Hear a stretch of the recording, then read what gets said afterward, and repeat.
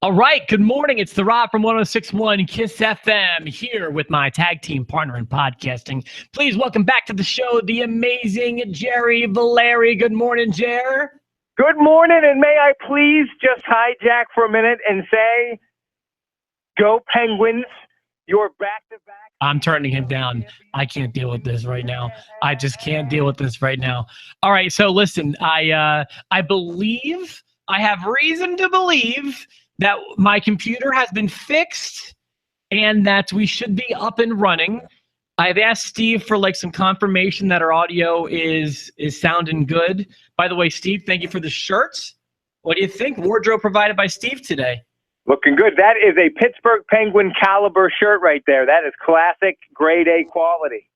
Listen, I hate the Penguins, but I'm happy that you're happy about the Penguins. I'll be happy for this reason, and here's why you can be really happy. Because now I won't be distracted during Raw or SmackDowns or pay-per-views. Like, I've had to watch, through the playoffs, there were 6 separate times. One of them was a pay-per-view where I had to watch both at the same time, and I didn't give either my full undivided attention. And I feel like the podcast, like my knowledge suffered because of it. So now I can dial back into wrestling. Okay, I'll take it. I put the second TV away last night, and we're ready to go. I got to watch Raw with nothing else on.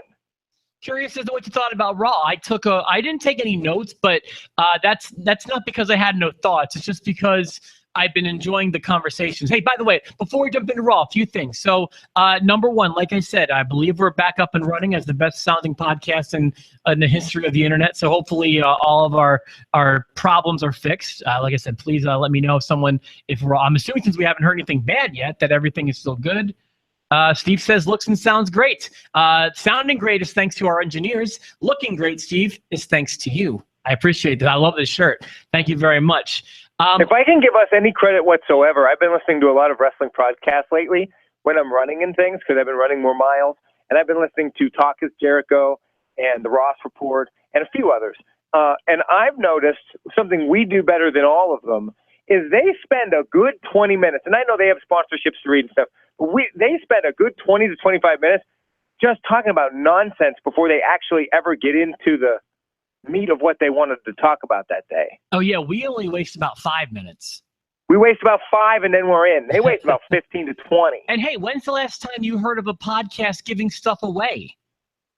You don't hear about that. We're hooking up again this week, this episode. This is the money episode. This is the one you're going to want to watch because later this episode, we're going to give you a question that you can answer just like last week in the comments of the KISS FM Facebook page. I'm going to post this around 5 o'clock tomorrow morning.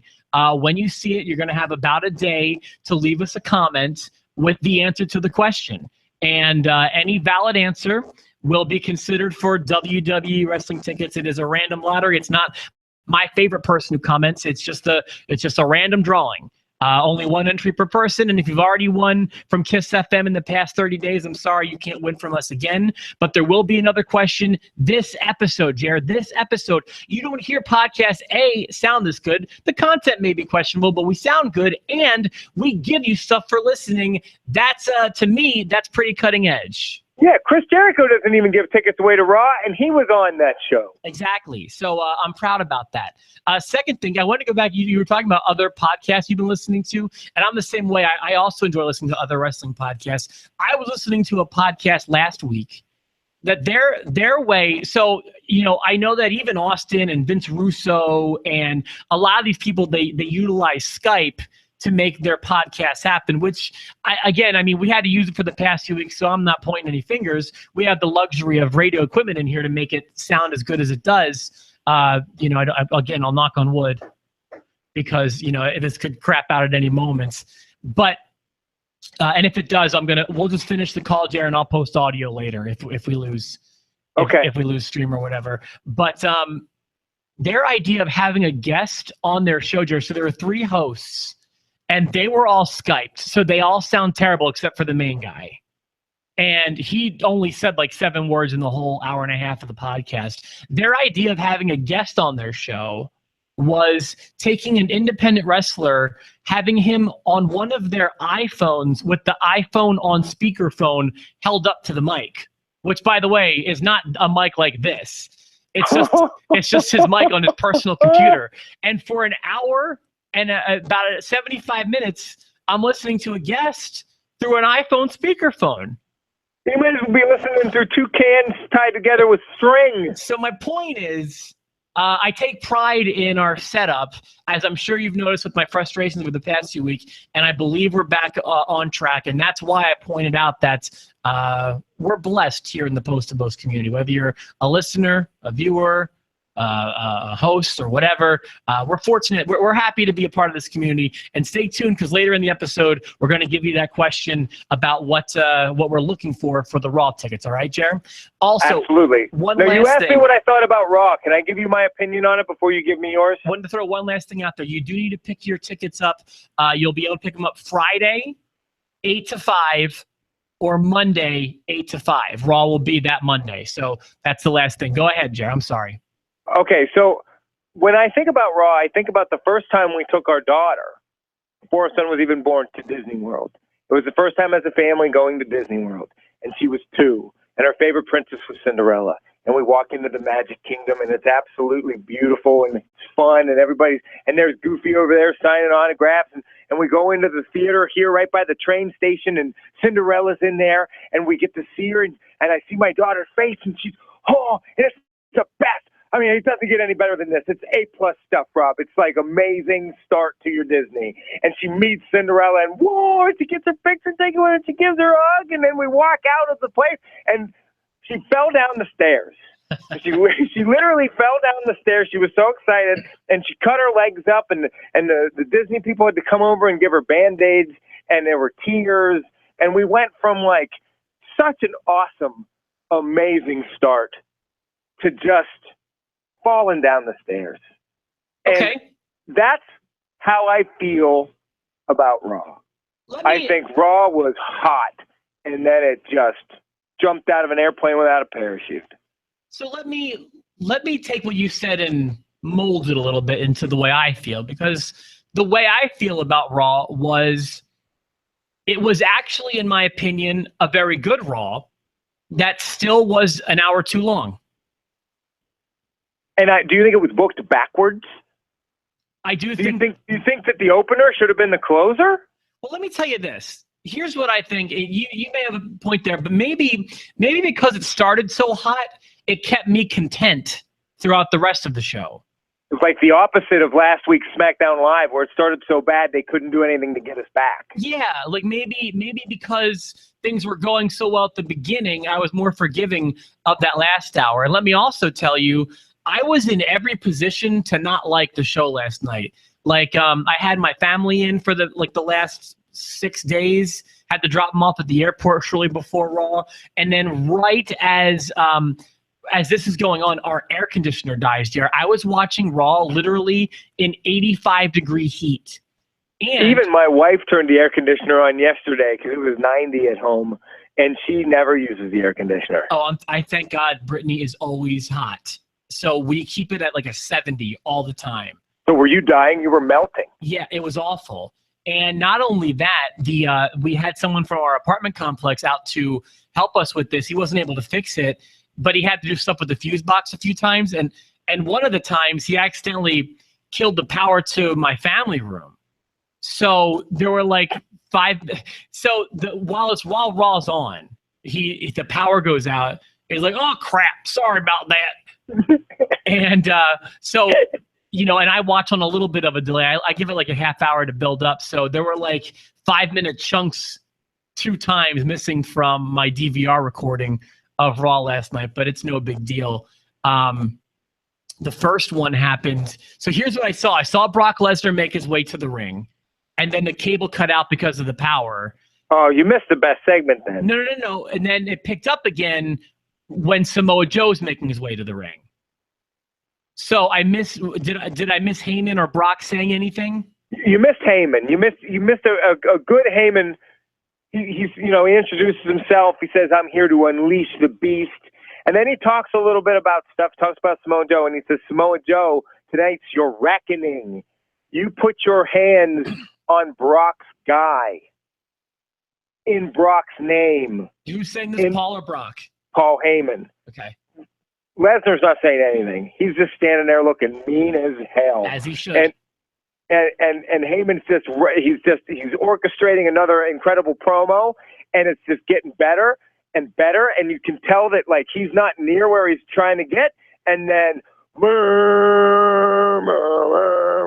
and then Samoa Joe's music comes on, and he comes out, and he doesn't run, but he's like deliberately making a beeline to the ring. He's coming to the ring, and he means business. That's when you see it. That's when I picked up. Yeah, like it was like as he was emerging from gorilla position was when I picked up, and I have to. Rob, I loved it. The face to face, and then like that shoulder chuck that Joe gave Brock it got me out of my seat. Yeah, absolutely. I want to say that. So this feud, so to speak, is 2 weeks old now, and it is being booked perfectly. It's exactly the way it should be booked. I'm just kind of bummed that this could be SummerSlam. SummerSlam's too far away, and they're like 9 pay-per-views away, so they'll never do it. But this could be a SummerSlam main event because they're making people want it. Oh my God, I want it so bad. I want it so bad. So I just have nothing but good things to say, and I will also say this: I've been a Joe naysayer for quite some time. He's been my favorite part of the past 2 Raws, so I'm turning around where Joe's concerned. Well, I feel like this is probably where he's best served, not as a Triple H stooge. You know, Seth Rollins was the perfect Triple H stooge because he was slimy and greasy and backstabby, and it just doesn't fit Joe. Joe's just a mercenary, mean son of a gun, and that's what you need to book him as. Yeah, so maybe he's just being better. I mean, I feel like he was kind of booked that way when I was watching him in TNA. Maybe it's just because everyone on the internet was so in love with Joe when I didn't love him. I never disliked him. I never got in love with him the way everyone else did. This is good stuff, though. This is making me really interested in a Brock Lesnar. Like Brock Lesnar and Goldberg had me interested in Survivor Series, and then never again. And Joe and Brock have me way more excited than Goldberg ever did with those two. The only thing you need to do to build a feud is make people want to see you fight. And that's all there is to it. That's all there is to it. No matter what road you take, it can be like this, like just make brutality and offensive or brutal or whatever. It can be comedy. There are so many ways you can do it. It can be romance. It can be action. It can be mystery. It can be drama. Whatever way you want to get there is totally cool. It's not just one blueprint. It's whatever you want to do. Just make us want to see you fight. Well, and I'm hoping that they keep them apart now. I don't care what it takes. If it's something as thin as Kurt Angle putting an embargo on any contact between the two. You know, like if either one of you touch it, you lose the title shot, you lose the title. Like whatever you need to, don't let them touch each other again. You know, make him really just build that tension up to the point where you can taste it. And then at Great Balls of Fire, we get it. By the way, this is actually, I meant on doing this, I wanted to do this later, but this is actually a really good segue into the question for today. I was going to do it more towards the middle, or maybe we're actually already there. I'm not sure. But you want to go with the question we agreed upon for this week? Absolutely. So I just said some really valid, in my opinion, criteria for what makes a great feud. And Jerry and I want to know from the post-to-post audience, and again, leave a comment on our Facebook page when this goes up a Wednesday morning around 5 o'clock in the morning. The post will go up just like last week, same kind of deal. We want to know, in your opinion, what is the greatest feud in the history of wrestling? It can be one-on-one. It can be one-on-many. It can be tag teams. Could be stable versus stable. It can be any number of things. Now, are we saying greatest or our favorite? I'm going to probably put my favorite. I'm going to put my favorite isn't what people would consider the greatest, but yeah, I mean, my favorite band wouldn't be what the world would consider the greatest band. Yeah. But I'm going to put my favorite. And like I said, as long as it's a valid feud, like as long as it's something that took place, that will be a valid answer, and anything will be considered. And then we will give you a bonus episode this week. In fact, I'm not sure. I don't know what your schedule's like. How many did we do last week? 3 or 4? We did 4 of them. With your permission, I would like to do a 4th this week too, because I want to give SmackDown its attention, and I want to do a predictions episode, and then I want to give away the tickets. I think we absolutely can. We can talk. My schedule is kind of boring to talk about during the podcast. Sure. But I have a couple broadcasts and a few client things I've got to do this week, but we can definitely make it work. Okay, we'll talk about that at a later time. I appreciate that. So, yeah, tentatively, let's pencil in 4 podcasts this week. Again, holy hell! We have another prediction episode coming up. Yeah, I know. We got one that should be this week. Because it's every other week, dude. It's every other week. If we're not predicting, we're reviewing. It's so soon, dude. It's so soon. So there's that. And but after that, Raw kept momentum. Where did we go? Do you remember what this? I have a run sheet that I can open. I think it was. I'm pretty sure it was Elias Sampson and Dean Ambrose was close to next. Hey, so that went somewhere at least. Yeah, I like that they're giving Elias a pretty good spot. I know he's just background to the Miz and Dean Ambrose's feud, but it's, they're giving the kid a chance. Yeah, well, and it's at the very least has the potential to mix up the Intercontinental division on Raw. Boy, I have a fear though. This whole Miz and Dean Ambrose thing has me nervous. Miz and Dean Ambrose thing has you nervous? Why? Well, because I think the WWE is this is the second week in a row that Maurice has stormed out on the Miz. Are they dumb enough to split these two up? I don't think so. And I don't think you're going to see Maurice as like a wrestler anytime soon. No, but I just please God, like, do they not see they're helping each other immensely? Like, they are a team you don't split. I don't think because they're teasing tension means they're going to necessarily split. Okay. I mean, you've teased tension with your wife before on this show. Have you split? I don't tease it, and not yet. I mean, but we're waiting for Survivor Series.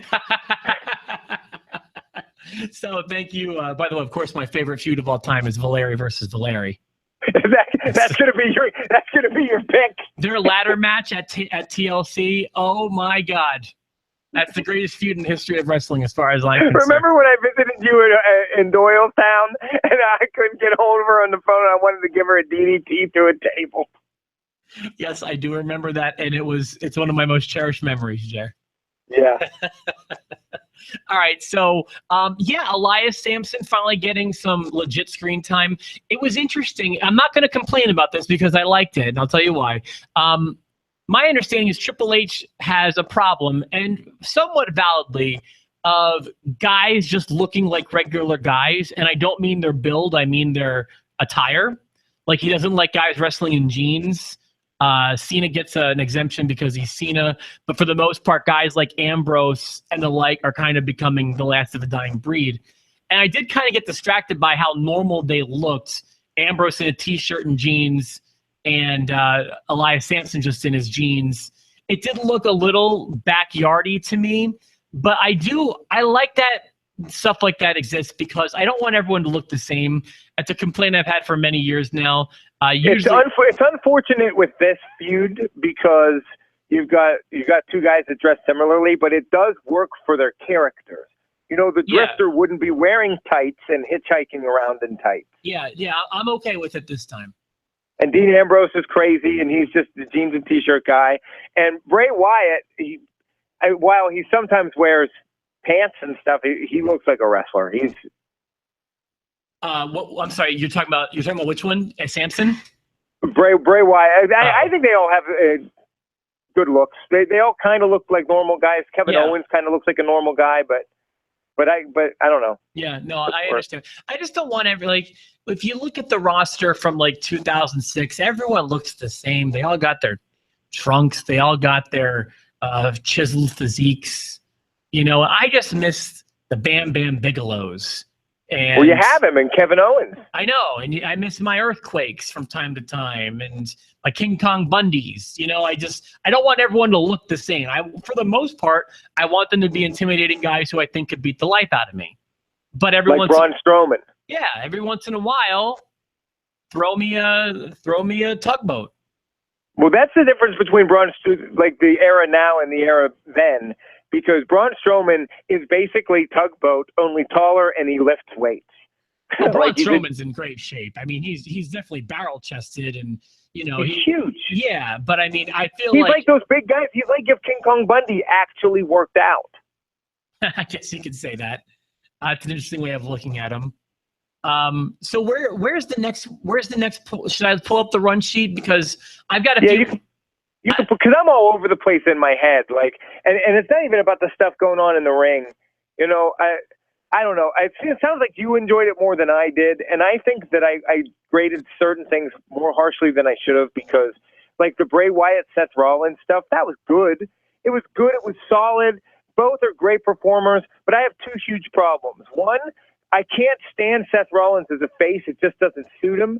And two, Bray Wyatt does such a good job, but it's the same thing every time, and I know how it's going to end. I'm a god. Then I lose the feud. I'm a god.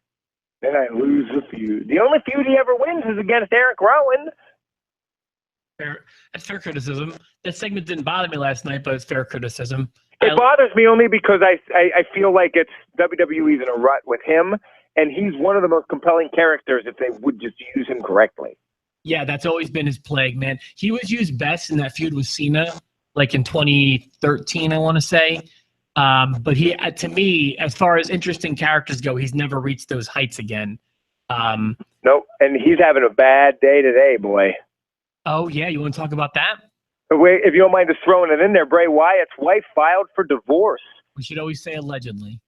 Allegedly filed for divorce, and allegedly claiming that he abandoned and walked out on her and his two daughters, ages 6 and 4, because he's been having an affair with, drum roll please. I can give you one if you want it. JoJo. Yeah, JoJo, the ring announcer, has been allegedly sleeping with the married Bray Wyatt for a long time now. What an odd couple that is. Yeah, that's a goofy match. Yeah, but you know what, man? I mean, there are so many stories of guys cheating on their wives, guys sleeping with other girls, whether they're wrestlers or rats or whatever you want to call them. And the wrestling women cheating on their husbands. I mean, like just seems to be like that's the locker room. This is just what happens, and I don't know what was going on in their relationship, whether or not they have a perfect one. It's in my opinion. People will disagree with me. I've gotten into this with people on the air before, and I know it's not a popular opinion, but it's in my opinion, JoJo really didn't do anything wrong in the situation. The only potential scumbag is Bray, because Bray had, in my opinion, a commitment to his wife and family first. It's, you know, JoJo didn't. But they're both scumbags. He's the scumbaggiest. He's the one that broke the promise. But if she knew willingly and didn't mind, and you know, that says something about her character. But he's the scumbag here for sure. Yeah, but who knows? Like, you know, maybe he was saying, my marriage is over. You know, I don't know. Or I just feel like when you're single, the whole world's your oyster, and you can do whatever oyster you want to. When you're married, that's when you have the oyster closes. More oysters. Yeah, so that's the way I feel about it. Maybe I'm a scumbag, but that's the way I feel about it.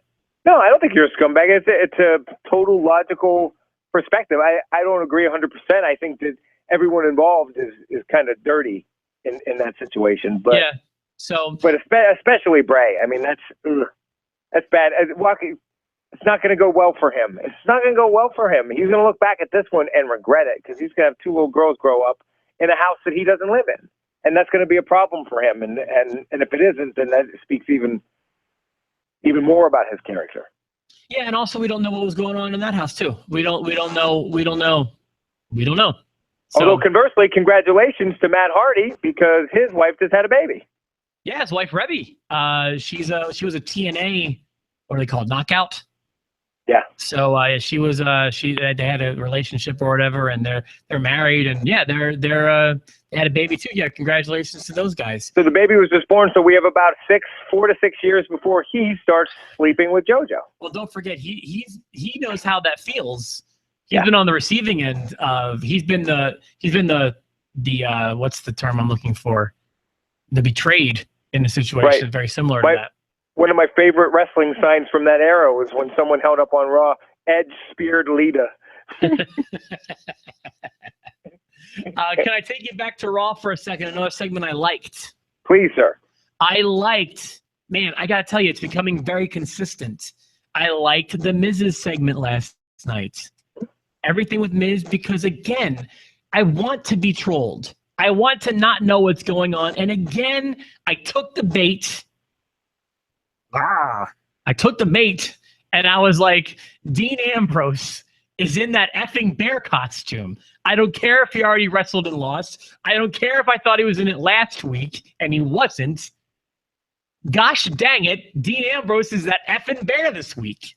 They would not bring out Ms. Bear if Ambrose wasn't in it. That's what I thought. Exactly. And again, they punk me, and I loved it. So I was like, because the bear was being so ridiculous, and I was like, okay, it's gotta be Ambrose in there. And then he takes it off, and it's not Ambrose again. And then I guess they made a switcheroo. Was there like a roll under the ring that I missed? Yeah, it was very doinkish. There was a lot of doink stuff going on here. How did they? I wasn't paying attention. How did they make it happen? I was in and out during this whole thing. I just know that he wasn't the bear, and then all of a sudden Ms. Bear, and then he is, and then the match ends. Okay, well, at one point they unmask him, and it's just some dude. Yeah, as the bear. By the way, Bear has full intro, Titantron. The friggin' walkway has bearisms all over it. It's as if he's like a returning legend. They're trying to make him trend. They would hashtag Ms. Bear. So he pulls the mask off, and it's just some dude we don't recognize. Yeah. And then eventually, another bear comes out. I guess there must have been a roll under the ring thing that I wasn't paying attention for, and unmasks. And I guess before that, they did the great move of pulling off a picture-perfect. What's this? Why can't I think of the name of his finish? I can't think of Ambrose's finish.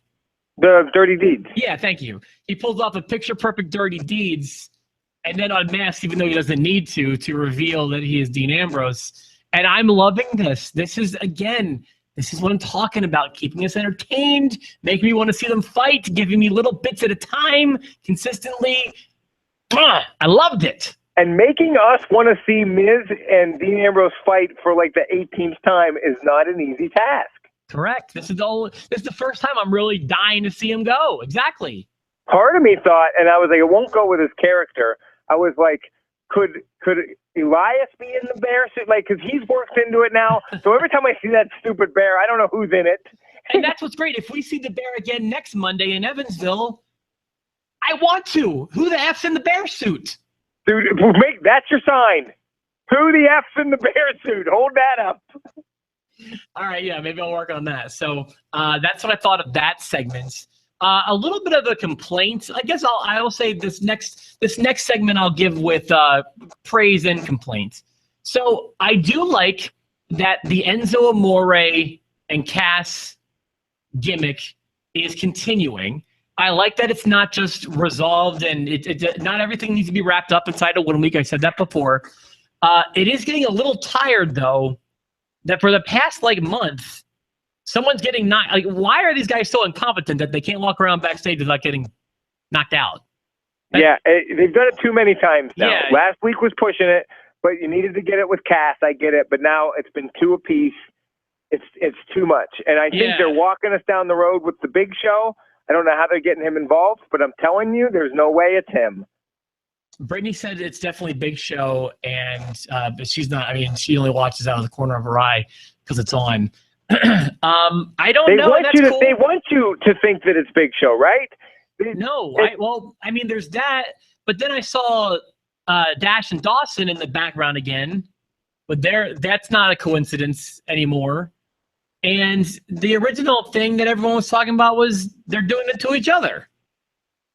Who's in the bear suit? You know what I mean? So